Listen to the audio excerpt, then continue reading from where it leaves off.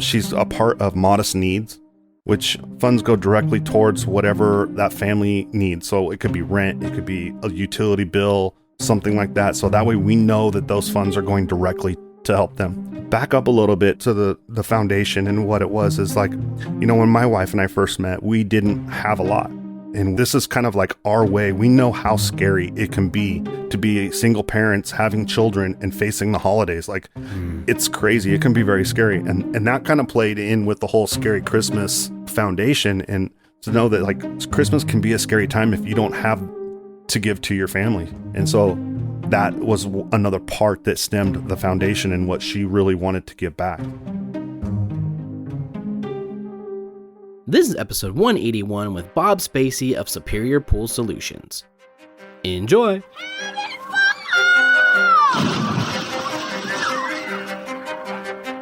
Welcome to your go-to podcast for the pool and spa industry. My name is Tyler Rasmussen. And my name is Greg Villafania. And this is the Pool Chasers Podcast. All right. Thanks for joining us today, Bob. Appreciate you coming on to the podcast today. How are you doing?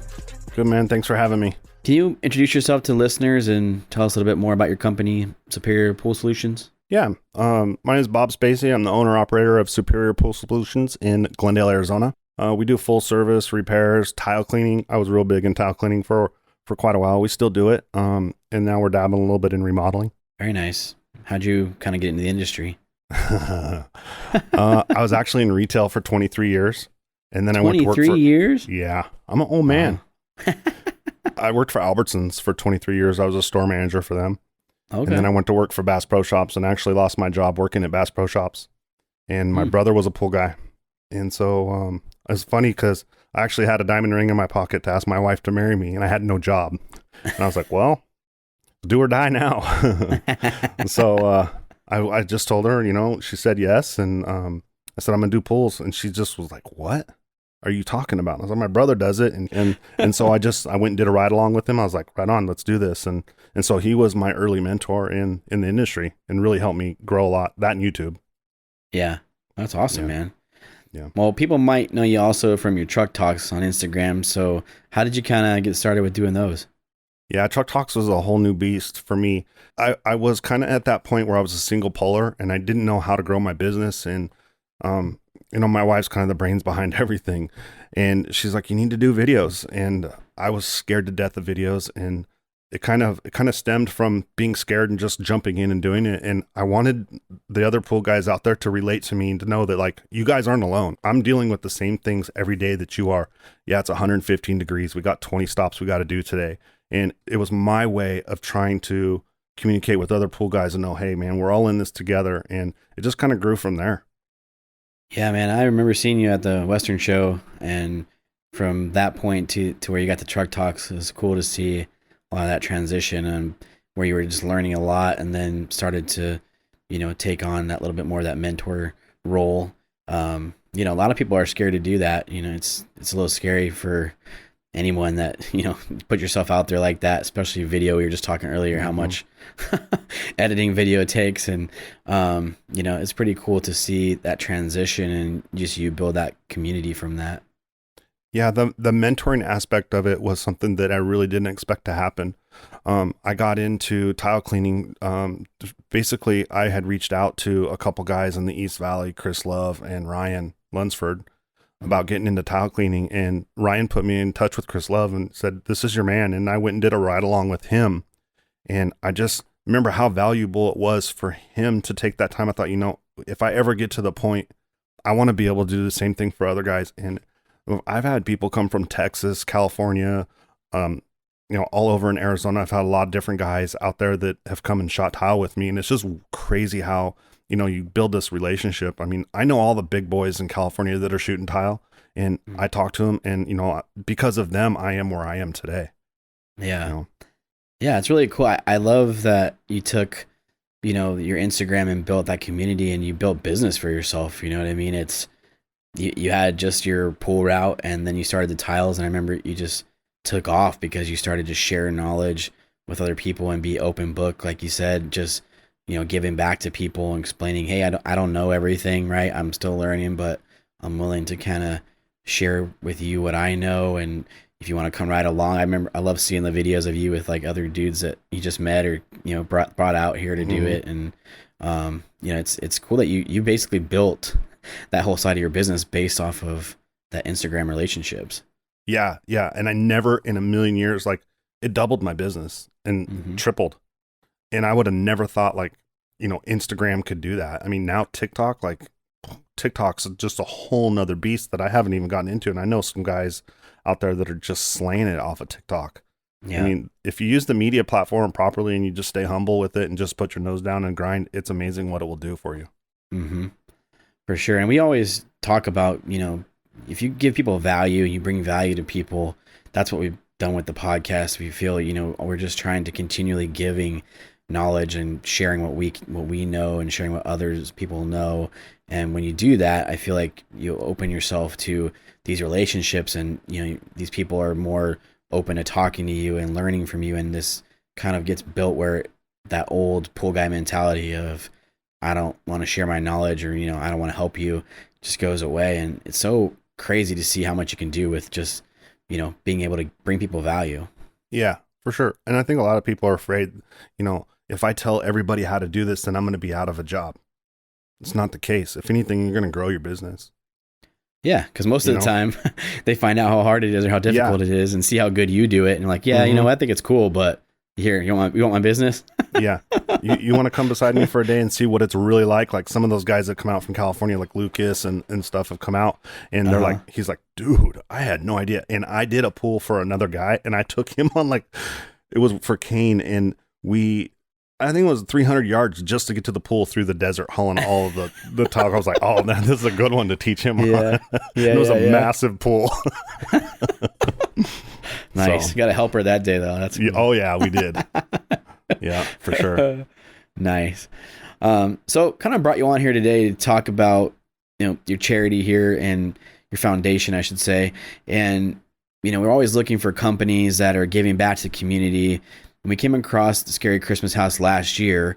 I just think what you're doing is really cool with it. We thought, this time of year, people are in need, and thought we'd share the story and kind of see if we can help with the cause. So can you share a little bit about how that started kind of back in 2016? Yeah, for sure. Well, Scary Christmas House really started from a trip to Disneyland. Oh, really? Yeah. We always did a really big like Halloween display and a big Christmas display, but it's a lot of work. I mean, on my own business, I'd put the display up, after work. I mean, crazy hours of just doing it. So I'd put Halloween up, take it down, put Christmas up. And my wife had always wanted to do Nightmare Before Christmas. I'd never even seen the movie before 2016. Yeah. So she took me to Disneyland. And we went through the Haunted Mansion, and I was just in awe with what I was looking at, and I was captivated by it. And I told her, I said, I can do this. And she's like, you can't even draw. Like, I can draw. And she had no idea that I can draw, and I can build stuff. And I started with something small and, building different things. And then it just kind of grew. Like the first couple of years, we'd do small pieces and do more lights, and my daughter was a huge part of that as well. And it was a really cool way for my daughter and I, because we're a blended family. So it was a way for her and I to bond. And because she's an artist, and one of my other sons is an artist as well. So her and I would work on pieces together. I would draw them, I'd build them, and she'd paint some of them. And in my tree in the front right now, we have, I think there's 8 big drawings that she did that I have in the tree. So it really kind of helped pull the family together and give us some common ground, which is sometimes difficult with a father and a daughter. Yeah, for sure. Especially blended families, and you're always looking for those ways to connect. That's really awesome. Yeah, it was super cool. Yeah, for sure. How long does it take you to kind of set everything up every year? Oh man, I'm going to get some shirts made, because when I'm out front, I'm going to have like 5 bullet points of all the questions I get asked. So I'm sure that's probably one of them. That's the first one. How long does this take? Yeah. But I spend about 6 weeks putting it together. So I kind of put all my main pieces out for Halloween. And then once Halloween's over, I'll spend right at 3 weeks from November 1st till usually like the 24th, somewhere in there, to get ready for the Christmas season. Okay. Yeah, so about 6 weeks is a lot of work, and that's after work. So sometimes I'm out there till midnight, 1 o'clock at night on the roof hanging lights, People think I'm crazy. Yeah, how your neighbors feel about it? I'm really lucky because my neighbors love it, Yeah. And that was one of the other things. I always liked lights, Christmas Vacation was the movie for me that I was like, man, I want my house like that. Like Nice. that guy. I want to be that guy. But I always like those neighborhoods, like Moon Valley, where they have all those houses where they're all lit up. And now you come, like we used to be the only house that would put lights up. And now I would say there's probably 20 more houses on my street that have lights up. And they put a big giant star up this year. And we all sit out front and we'll have fire pits on the weekends. We'll do free hot chocolate and just everyone's just together. And I think in these times right now, it's super important. Yeah, absolutely. Yeah. So, you guys have been like all over the news, different channels, different magazines. How's that kind of been? oh man, it's crazy.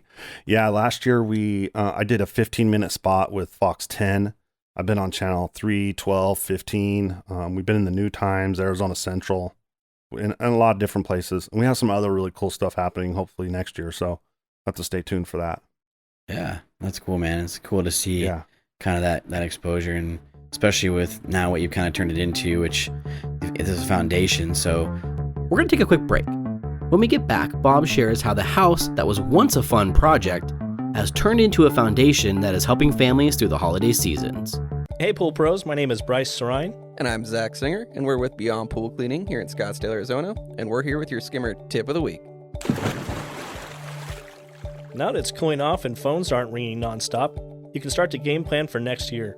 Consider spending some time updating all of your customer information, equipment, and photos. Remember when we did that for our business? Oh yeah, the time savings were great. No more checking the horsepower on pumps or double checking the filter size for new grids when it's over 100 degrees outside. So much easier to have all the info at your fingertips.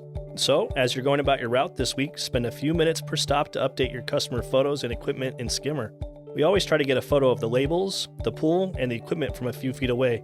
Then, you'll see the equipment section right underneath the recent activity. Having everything entered into that is a huge time saver, especially when a customer calls with a question. Plus, it integrates with the Skimmer shopping list, so you aren't wondering what pump basket or O-ring you need later when you're at distribution. Absolutely. And you can even tag the single speed versus variable speed pump customers and send out an upgrade email with energy-saving tips and recommendations. That's just another way Skimmer saves us time during that busy season.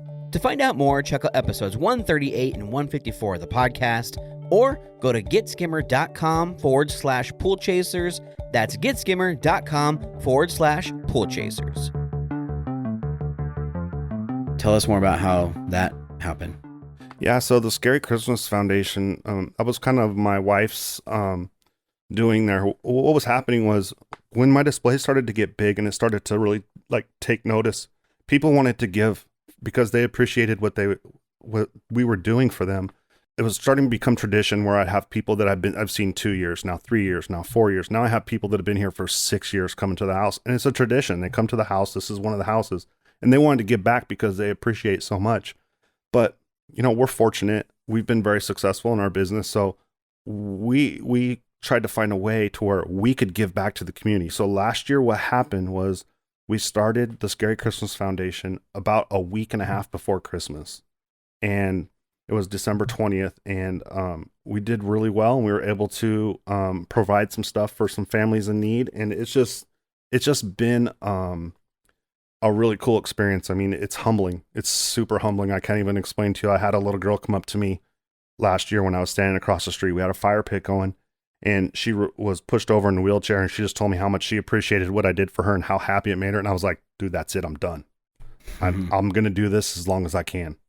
Mm-hmm. So yeah, it was pretty, it was a lot. It was a lot to take in. So, Yeah, but man, it was awesome. Those moments are invaluable, and you realize how much you're helping somebody, and it's just the little things too, Halloween, Christmas, people might not think of that, but it's a pretty cool just concept of just letting people enjoy something that they can just come and be a kid again per se or something, just see all that, go back to the days when they watched that movie and see all the stuff that's going on. So it's cool. For sure. Yeah, we added this year I've had the snow machine for a while, but I added a bubble machine, and it's so funny watching like grown men, because the bubbles that I have are fog filled bubbles, and you just see them like when the machine goes up, they're just out there like popping the bubbles like they're 10 again.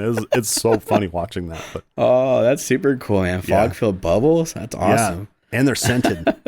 Are they? Yeah, like a sugar cookie, candy cane. Oh, that's awesome. Yeah, for sure. It's fun. So what are you doing with the money you're receiving? So like for the first part of the year, we tried to raise enough money to donate 100 turkeys. We fell a little bit short on that, but we still were able to donate. I think it was like 65 turkeys she donated. She's a part of Modest Needs, which funds go directly towards whatever that family needs. So it could be rent, it could be a utility bill, something like that. So that way we know that those funds are going directly to help them. Back up a little bit to the foundation, and what it was is like, you know, when my wife and I first met, we didn't have a lot. And this is kind of like our way. We know how scary it can be to be single parents, having children, and facing the holidays. Like, it's crazy. It can be very scary. And that kind of played in with the whole Scary Christmas foundation. And to know that like Christmas can be a scary time if you don't have to give to your family. And so that was another part that stemmed the foundation and what she really wanted to give back.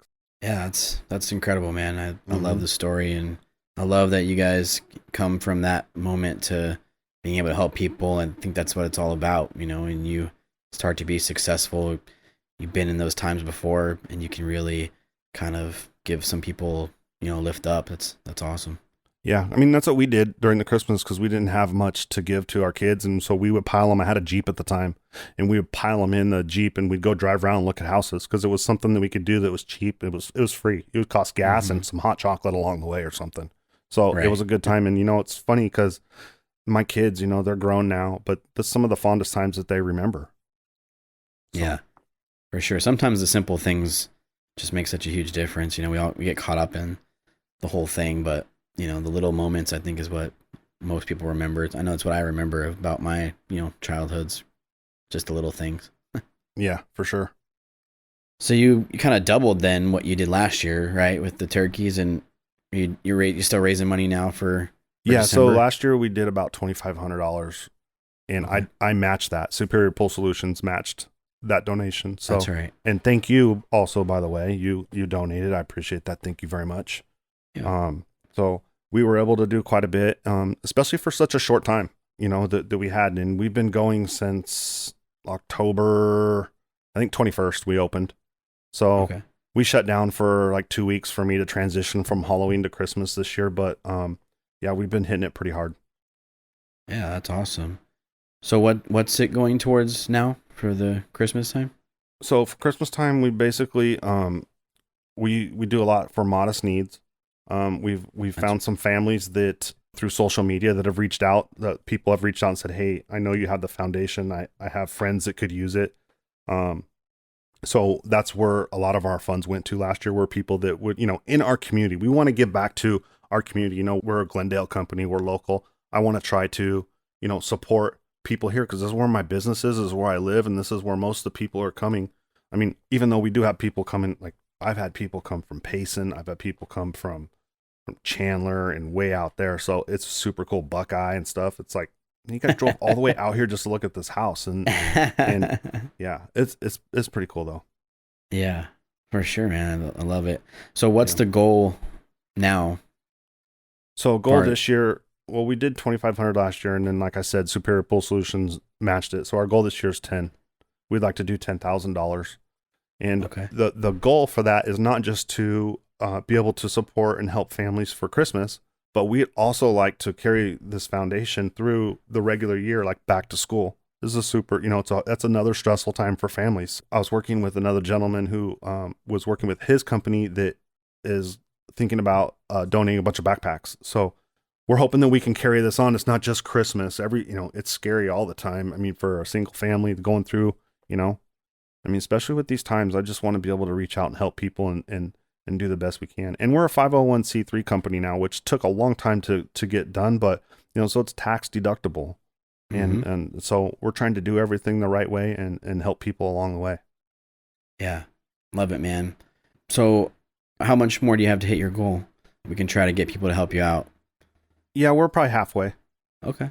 We're probably halfway. The biggest thing for us, the biggest challenge that we have is because right now, all we have is my display. We have the display. That's our fun generator. I go out there, I talk to people, and they come, and if they want to donate, they can. I don't ask them to. You can come, it's free, and just have a good time and create memories. I don't, that's fine too.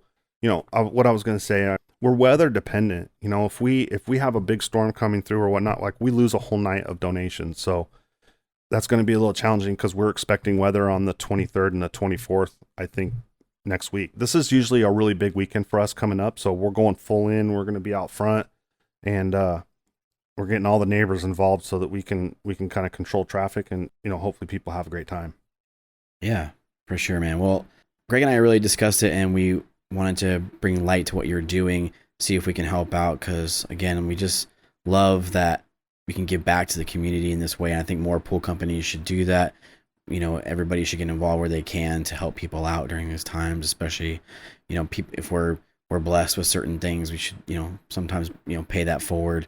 But hopefully with the platform we have, people listening to this will take a look at what you're doing and donate, and hopefully we can help you hit your goal. I think we can. So we'll push to do that. You know, Pool Chasers community, asking you to kind of help Bob out here with the foundation. So if you can, please do it. We'll link everything to, you know, in the podcast notes and the website and where you can donate and all that. So, if you don't mind, what's the address and kind of what are the hours for people to come by? Yeah. So the address is 4431 West Escuda Drive, Glendale, Arizona. It's 85308. And our hours are Sunday through Thursday. We're 6 to 10. And Friday and Saturday, we go 6 to 11 or until it dies down. I've been out there till 12:30, 1 o'clock at night before. So it's going to be a busy weekend. Just how it goes, huh? Yeah, it's just part of it. And it's a lot of work, man. It's like I get done with work and I spend an hour every night, like getting ready to set up and everything. Yeah, for sure, man. It's pretty cool. So they can donate on the website. How else? You got a QR code and stuff for? Yeah. On our website, scarychristmashouse.com, we have QR codes for Venmo and Cash App. You could also Zelle to my number on there for Superior Pool Solutions as well. Cool. And what's your Instagram handles? Instagram is Scary Christmas House. TikTok is Scary Christmas House. And Facebook is Scary Christmas House Glendale. In Glendale or something. I think that's what it is, in Glendale. It's the only one that's going to pop up. Yeah. I've seen that. Yeah. I searched it earlier and it was like all over every piece of Google. Yeah. And what's your Superior Instagram? Superior Pool Solutions. We'll link to it, but yeah, you should check out the Truck Talks too. They're pretty cool, man. I love what you're doing with that. Love what you're giving back, man. Like I said before, saw you in the Western show. You know, you were gung ho on, you know, being the best one poler out there, and you've done, you know, multiplied that by, you know, multitudes and just giving back. So thanks so much for all you do, man. Of course, man. Thank you for having me on here. I appreciate you guys.